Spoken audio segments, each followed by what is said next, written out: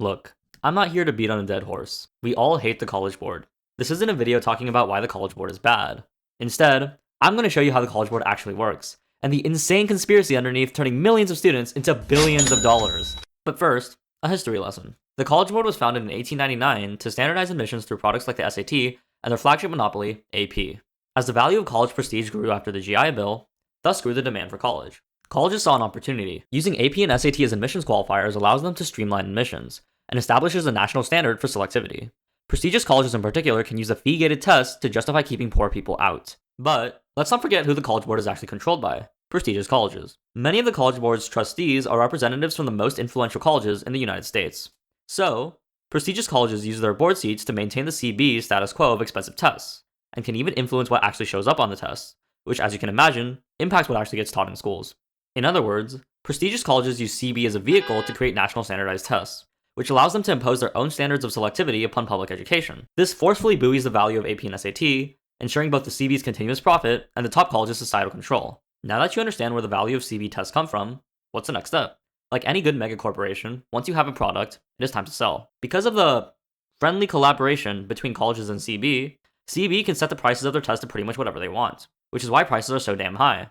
Out of duty for their students, public schools are forced to offer as many AP classes as they can afford, even if their student populations aren't academically prepared. This is because college-going rates and course rigor matter for school district rankings, and as we've already established, this is dependent on CB's monopoly power. Through this trickle-down mechanism, colleges and CB have infected high schools across America with AP product, securing one revenue stream and also controlling curricula of schools nationwide as a side effect. And I'm sure that can't go wrong. AP is one revenue stream. How about the SAT? You might have heard about colleges going test optional because of growing criticism that SAT tends to measure how rich you are rather than actual college readiness. Well, I've got news for you, buddy. Many of the top schools are actually reinstating the SAT because it is that important of a tool for college admissions, whether you think it's fair or not. This inherent reliance on the SAT creates a pretty obvious demand, and thus their second revenue stream. There's just one problem: the ACT, a favorite of schools in the Midwest. What self-respecting monopoly allows a competitor to steal market share? CEO David Coleman has a plan for that. In many states, either the SAT or the ACT is the official state test. So, the goal is to convince as many ACT states to use the SAT instead. David's not your average guy.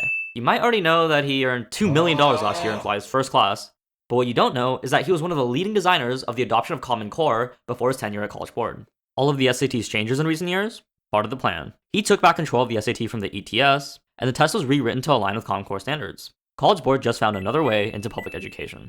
Are you starting to see the conspiracy web unfold? If you're still not convinced, CB also actually donates millions of dollars to Common Core's owners. You can't make this up. Anyway, with all these changes, CB flipped Michigan and Illinois into their control by underbidding the SAT.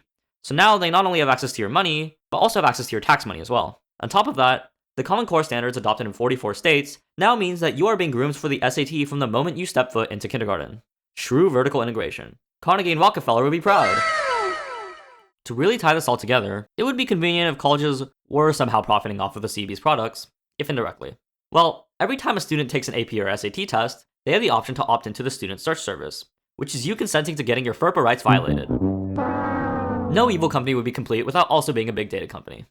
CB essentially sells your data to colleges, and in return, colleges get to send you as much free advertising as they want to incentivize you to apply. Keep in mind, this has nothing to do with how likely you are to get in. It's just a way for colleges to poach your money into the form of application fees. Do not be fooled. Don't apply just because you get promo mail. In America, we, the students, are the product. In any case, this completes the cycle. CB is now not only a vehicle of application convenience and educational control for colleges, but also a data collection agency. And through that last arm, colleges profit. And they really need to because colleges are about to collapse. But that's a story for another time. So, with all these revenue streams, where's that money actually going? Out of their $1 billion in annual revenue, they spend the majority on testing services.